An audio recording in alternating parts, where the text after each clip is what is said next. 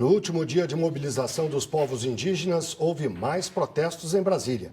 Alguns manifestantes se acorrentaram em frente ao Ministério da Justiça. E o ministro Eduardo Cardoso se reuniu com lideranças dos índios, mas o encontro terminou sem avanços. A mobilização começou no início da manhã. Povos indígenas e quilombolas bloquearam as entradas do Palácio da Justiça na expectativa de conseguirem uma audiência com o ministro. Desde o início da semana, cerca de 500 índios tentam articular com o Congresso e o governo federal a garantia de pautas relacionadas à demarcação de terra. Ontem, uma comitiva foi recebida pelo presidente da Câmara, Henrique Alves. Segundo os indígenas, ele prometeu não votar a proposta de emenda à Constituição que transfere do Poder Executivo para o Legislativo a atribuição de aprovar a demarcação de terras indígenas até que haja um consenso sobre o tema. No começo da tarde, uma reunião entre representantes do Ministério e 20 índios foi marcada, mas só 12 foram autorizados a entrar no palácio. Revoltados, os indígenas se acorrentaram. 18 líderes entraram na reunião. Eles pediram que o Ministério da Justiça tome providências para dar seguimento aos processos de demarcação de terra, mas como não tiveram os pedidos atendidos, se retiraram do encontro. Mesmo diante de uma lista de terras que não há contestação, mesmo assim ele se calou. Ele disse que ele acredita que o que ele está fazendo é a decisão mais acertada e que se ele, mais na frente, mesmo depois de ser ministro, entender que errou, lamenta.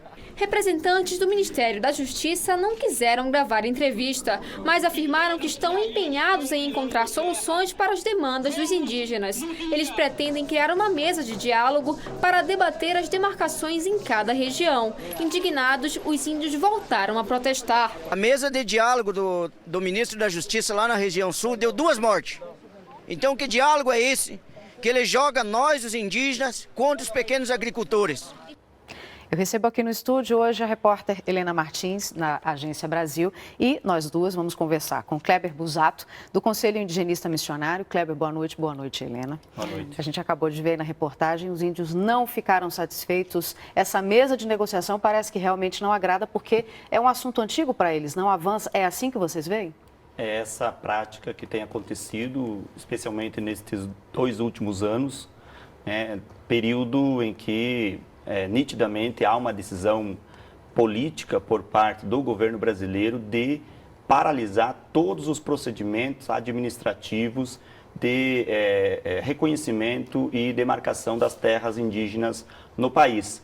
Então, a mesa de diálogo é nada mais, nada menos do que uma estratégia do governo, uma estratégia política de protelar, de jogar as decisões para frente e não tomar a decisão que efetivamente, do nosso ponto de vista, tem potencial para a solução do conflito, que é cumprir a Constituição, reconhecer o direito dos povos indígenas sobre suas terras tradicionais, demarcar essas terras e indenizar com a devida justeza as benfeitorias e os títulos de propriedade de boa-fé por parte dos ocupantes não índios das terras demarcadas. Boa noite, Kleber. Boa noite. Hoje não há nenhum parlamentar no Congresso Nacional que se autodeclare indígena. O que significaria para o movimento indígena, para os direitos dos povos indígenas, transferir a responsabilidade sobre a homologação do Executivo para o Legislativo? Essa é uma pauta da bancada ruralista que, no fundo, visa atingir o objetivo do setor ligado ao agronegócio, que é inviabilizar por completo as demarcações de terras indígenas no país. O Congresso, como sabemos, tem uma representatividade muito desequilibrada, onde o agronegócio tem uma participação muito acima, em termos percentuais, em relação à população que representa e, efetivamente, se essa pauta, essa demanda passar para o Congresso, nossa avaliação, não haverá mais demarcações de terras indígenas no país. Só para explicar para quem está em casa, hoje quem faz esse papel é a FUNAI, não é isso? Quem faz esse papel é o Poder Executivo. A FUNAI tem apenas uma pequena parcela... Mas ela perderia espaço e força nesse processo? Ela, o próprio Ministério da Justiça, a Casa Civil, a Presidência da República e o Departamento de Terras da União, que tem responsabilidades no procedimento de demarcação de terras indígenas hoje no país. Helena, tem a questão do histórico, né? Que eu acho que é interessante da gente abordar. Como é que fica isso ao longo do tempo? É uma luta que, desde o ano passado, né, isso, Helena, que a gente vem acompanhando? A gente estava comentando que, desde o ano passado, a gente tem uma série de mobilizações indígenas muito fortes aqui em Brasília, sobretudo, mas também em outros estados, em outras cidades. E a gente não vê avanço na pauta. A PEC 215, que é essa que a gente tratava, né, que quer fazer essa mudança, ainda continua em discussão. O que se conseguiu de avanços, né, depois de tantas mobilizações aqui tão fortes em Brasília? Então, o que acontece é que existe um contexto de ataque sistemático e violento aos direitos estabelecidos na Constituição relativamente aos povos indígenas, especialmente no que tange ao tema fundiário, no direito às suas terras tradicionais. E isso se dá por meio de uma série de instrumentos, alguns de iniciativa do Poder Executivo, como, por exemplo, a Portaria 303, a Portaria 419 de 2011 e o Decreto 7957 de 2013. Uma tentativa também recente do Ministério da Justiça, também com uma nova portaria.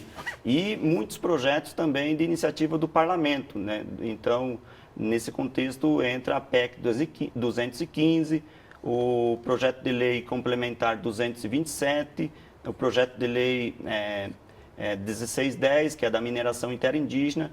Então, é um conjunto de iniciativas, especialmente puxadas pelos setores ligados ao agronegócio, às empreiteiras e mineradoras, né, com aval do Poder Executivo, que atentam contra o direito dos povos, e os povos têm reafirmado, né, a sua convicção de fazer a defesa dos seus direitos.